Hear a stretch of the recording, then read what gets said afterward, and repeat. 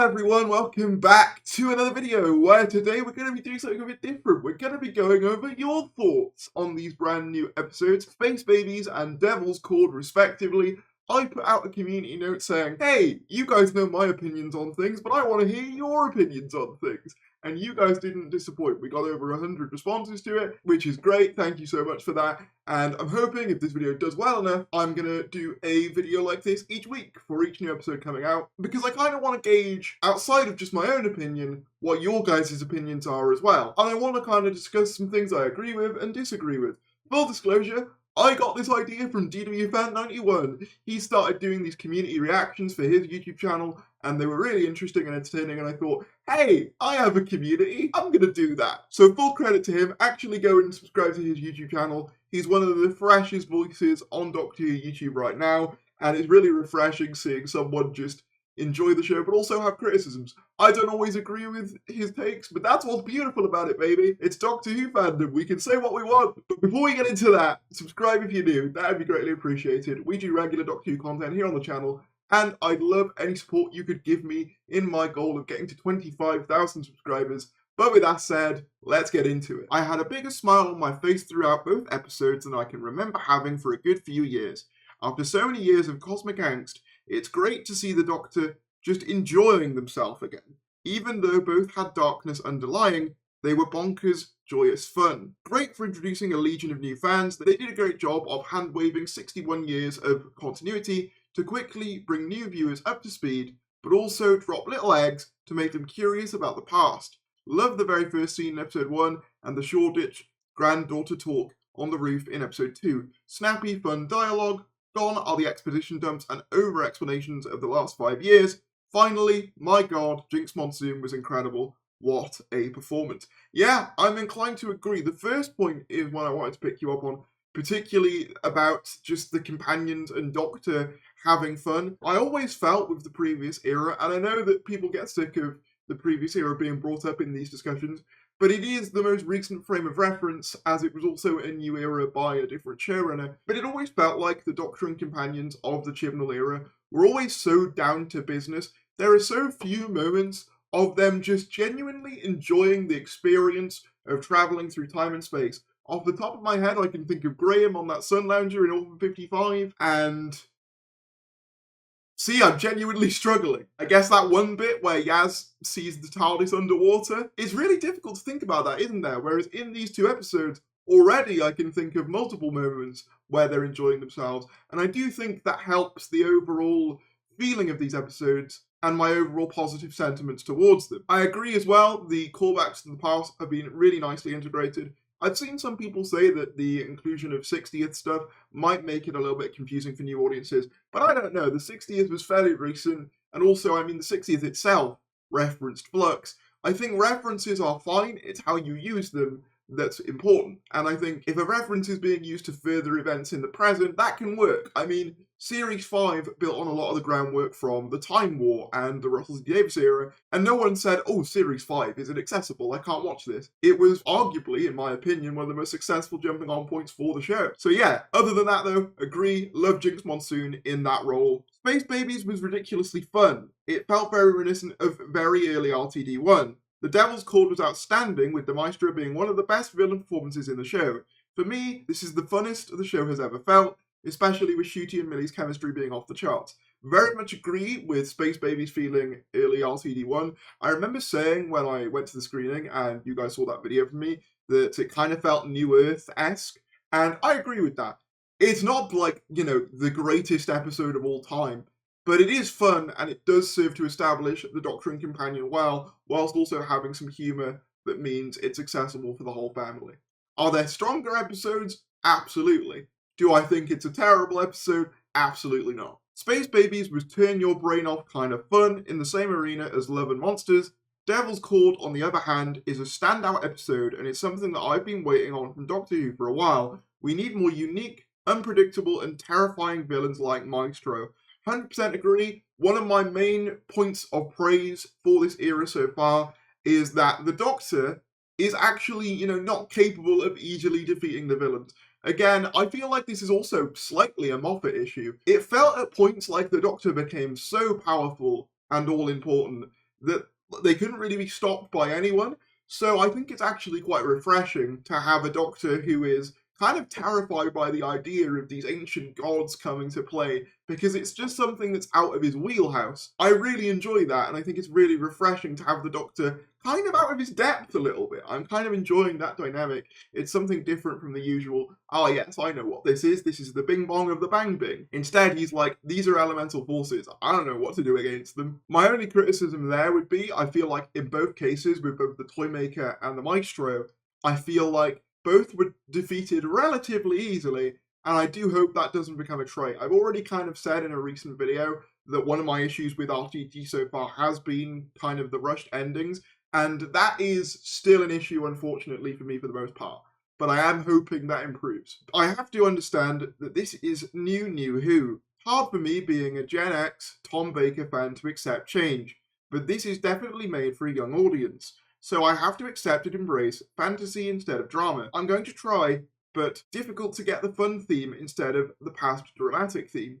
Yeesh, I'm old. I get it. I think for me, I am looking forward to something a little bit more, I guess, grounded in later episodes, and something a little bit less energetic and wacky. I've enjoyed the energetic wackiness of this new era so far, but I am kind of looking forward to something more traditional, I guess, whatever traditional Doctor Who is. I still think you're going to get those moments of drama, do not get me wrong. I think even in Devil's Court, you have these moments of the Doctor being really quite terrified, and they work quite effectively for me. Not to mention the whole arc with Ruby feeling quite interesting. But at the same time, I do understand this idea of wanting something a little bit more serious, and I think, if any indication is to go by, both 73 Yards and Boom, which are our next two episodes, seem to be going more in that direction, so I'm holding out hope that they get the balance right. And, we can have a few fun episodes, like with, Series 1, you've got episodes like, for example, the Slitheen two-parter and End of the World, but you've also got episodes like Empty Child, Doctor Dances, and Dalek.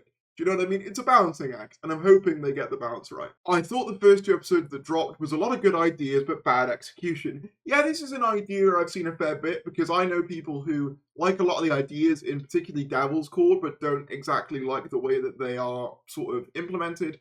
And to a certain extent, I do agree. I was just saying about how I feel like the endings for these gods are a little bit rushed, and I think I need something a little bit more complicated to defeat them. I would also say that whilst it makes more sense on rewatch, some of the Maestro's kind of motivations can be a little bit unclear at first. Like, it's like, oh, she feeds off music, but also the more music she removes from the world, the stronger she gets, but also she wants just natural music, Aeolian tones. That is a bit muddled at first. For me, the way I worked it out was, the less human music there is, the more powerful she gets. And the thing she likes more than anything else is natural music, I suppose. Kind of Poison Ivy-esque in that way, where she likes nature and rebels against kind of these human-made constructions. Jinx is kind of that, but for music, I guess. But I do agree some of the execution can be a bit wobbly. One of the things I do agree with, that I've seen as a criticism, is I think Devil's Chord in particular, some of the pacing is a little bit, weird. Some points it feels like scenes are a little bit too long. Other times it feels like they're all too brief. And I think that might be a problem with,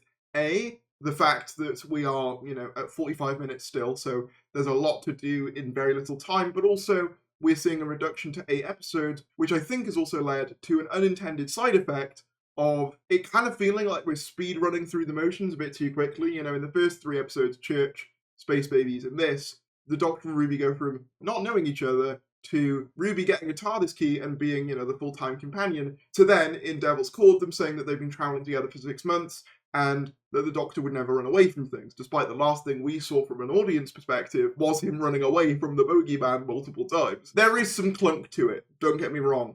Whilst I've been enjoying these 2 episodes a lot, they are also not perfect. The bullies, lip sync, CGI, the all evil is completely undone, Maestro being basically a 90s Americanized cartoon fairy tale villain, feeling the thumb of Disney.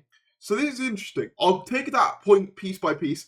The lip sync of the babies, I agree. In some scenes, I said that in my review. For the most part, I think the CGI in Space Babies looks fantastic. But there are moments with the baby's mouth where you're sort of like, oh, it's not quite working for me. As for feeling the influence of Disney and Jinx being an American-style sort of fairy tale-esque villain and evil being completely undone, it's important to recognise that, that's existed in Doctor Who before Disney got involved and kind of lighter tones have existed. But also, Russell has said that he wanted to do this long before Disney even got involved, and I personally imagine we would still get characters like the Maestro with or without Disney, to be completely honest. Would they be as expensive looking and have as much, in terms of like outlandish musical numbers? Probably not, but I do believe with full sincerity that this is how Russell wants to take the show. I don't think it's a case of a Disney executive sucking on a pipe and going, you know what we need? These kids, they love their gods. They love their gods and villains. We need more of those. I think it is just something that Russell wanted to do. But if it turns out it was a Disney suggestion, I'll be happy to retract. Wasn't a fan of Space Babies, but loved the Devil's Chord. This is an interesting comment because I've noticed a little bit of an interesting kind of dichotomy in fan discussions about these episodes. Tends to be that there's people who really, really love the Space Babies that don't like the Devil's Chord, and vice versa. So people that really, really love the Devil's Chord aren't as big on Space Babies. Obviously, this isn't a one-to-one analogy. I quite enjoy both, although I do prefer the Devil's Chord. But generally, I have noticed you're either very pro one or very pro the other, which maybe indicates that they're more different in tone than I thought they were. To me, they felt quite similar tonally, but maybe not. I love how much the show has let itself go to be as new and refreshing as possible. It's very different and new, but I can't help loving it already. I can understand the criticisms of Space Babies, but I thought it evoked what we used to get with an RTD opener. Plus the teases and the snow felt a lot more stylistic and removed from RTD's previous arcs within the setup execution. My only problem, at least now, is that there's a lot to answer for, and I know we're only on episode 2, that we're going to get more questions before we get answers. Yeah, pretty much agree with this. I think what's important to bear in mind is that opening episodes to series are never the highlights of the series. No one ever looks at Series 2 and goes, yeah, New Earth, that's my favourite. I mean, maybe there's someone in the comments who does, but it's very unlikely. There's only a few times where I can think of that being the case, 11th Hour being one of them. And even then, that's kind of different, as it was the Doctor introduction story. But I do agree with you in the sense that I do feel that we've got a lot of things being set up, and I've been enjoying a lot of the setups at the moment, but they do need to be carried by a good payoff. That was one of my big issues with Flux. Some of the ideas in it weren't awful, but they didn't really amount to a lot for me, so I am hoping that Russell avoids that. Traditionally, I have enjoyed the story arcs of RTD1, Bad Wolf, Torchwood, stuff like that, but it feels like we have about 5 or 6 of those at play right now, and I do hope that he hasn't overexerted himself, and as you said, it could well be the case that we get more of these, and I just hope it all comes together satisfyingly. I mean, some things I imagine being era-long arcs, but I do think it'll be weird if some of it doesn't at least get resolved within this season. And if you want to know my theory for what the resolution is, go and check out yesterday's video. Doctor Who has 2 kind of episodes, silly and serious. Space Babies was silly, and Devil's Chord was serious. That's interesting. You describe Devil's Chord as serious. I'm not going against it, but I wouldn't call Devil's Chord serious. It had serious moments where the Doctor was afraid, but overall I would say both episodes are quite light. Space Babies was for younger fans, Devil's Chord was almost great, especially the villain, but spoiled by the dance routine at the end, and especially the zebra crossing bit. What was RTD thinking? I have higher hopes for Boom. Full disclosure, I know it's controversial, I'm going to come out and say it, I liked There's Always a Twist at the End. Maybe it's because I'm big into musicals, and particularly, I loved the Austin Powers parallels to it.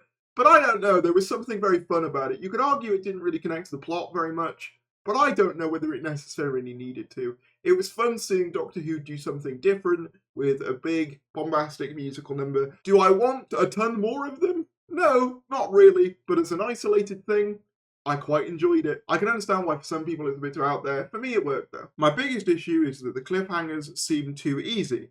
Like, I don't know how to describe it, but my legions are coming, the one who waits is almost here, they're kind of on the nose, whereas compare this to Bad Wolf, Harold Saxon, even The Crack in the Wall, they had a subtlety to them.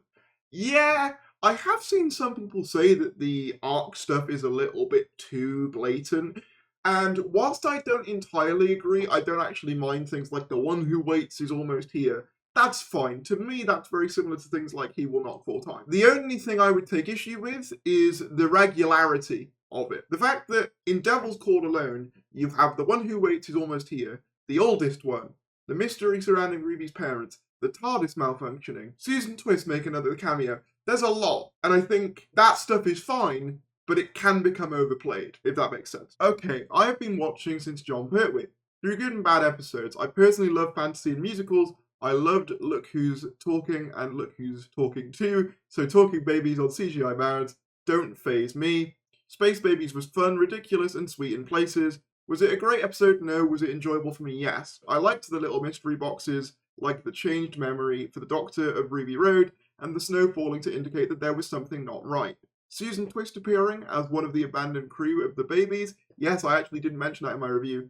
I actually thought the fart joke was funny, but more because I remember all the complaints from people regarding farting aliens in his first series with Eccleston, and kind of knew that this joke was meant to be there. Overall, a 6 out of 10, but I would watch it again. Devil's Chord was a better episode. I enjoyed the cold open and my jaw dropped to the floor a tad at Maestro playing the theme song just as it went into the opening titles. Maestro was very unhinged, but mostly enjoyable as a villain. I liked the fact that the Doctor mentioned Susan, and I'm trying not to wonder if that's significant to the overall arc. I wasn't a huge fan of the song and dance at the end, but got why it happened, and I found the title of it the most interesting thing. I would rate the episode 7 out of 10. Oh, I obviously like the subtle callbacks to Classic Who that won't interfere with the new viewers, but please the oldies like me. Very nice. It's obviously interesting to hear perspective from a fan who's been watching for a longer period of time. Obviously, I grew up predominantly with the revival, and I've heard mixed reviews from people who watch more classic Doctor Who, but it's interesting to hear you say you watched it through good and bad and you thought these were pretty solid. My overall consensus I'm getting is broadly, and obviously there's going to be people who thought these episodes were bad, and I've covered some of those. Broadly, it seems like you guys enjoyed these episodes, but like me, you have a couple of reservations going forwards and a couple of criticisms and things you would tweak. But broadly, they're enjoyable. Not perfect, but enjoyable. Which I guess makes sense that you're reflecting sort of my opinions, given that you listen to my opinions. So naturally, I guess I'm going to attract like-minded people. And I think it's also interesting that you mentioned the Slitheen and the criticism they got in Russell's first era, and kind of how you related that to the Space Babies. Because I do think people forget just how goofy a lot of RTD1 is. Like, I saw some people unironically saying, imagine if Tennant's first trip in the TARDIS was like this, and then you remember what Tennant's first trip in the TARDIS is. And I just can't help but think that it's not that far off. The one criticism I will have, which I've not seen any of you guys mention, and I want to end it off here, is that whilst I enjoy the idea that Russell has laid out that he wants a more emotive Doctor, I have found that this Doctor, personally for me, is a little bit too quick to cry and get overly emotional. And my concern with that isn't that, you know, a Doctor showing feelings is bad. I don't necessarily think that's true, but it does worry me a little bit that when we get to bigger moments in the series, say a finale or, you know, the Daleks come back or something, those big emotional moments aren't going to quite hit as hard. Do you know what I mean? I feel like it's one thing to have a more emotionally open Doctor, but if he cries like every episode, because we know he cries in Church on Ruby Road, he cries in Space Babies, he cries in Devil's Chord, and we've seen in the trailers he cries in Boom as well. And I just worry that they might be overdoing it a little bit on that front. Otherwise, love Gatwa's Doctor, but that is a criticism I have so far. But yeah, broadly, it seems like the consensus is you're enjoying it so far, but there's some issues. Fair enough. I'm sort of in a similar camp myself. But we'll see how that changes with Boom next week. If you did enjoy this video and want to see me do a next one, be sure to like it, comment down below your thoughts on the episodes, try and keep it respectful, subscribe if you're new, and I will see you later.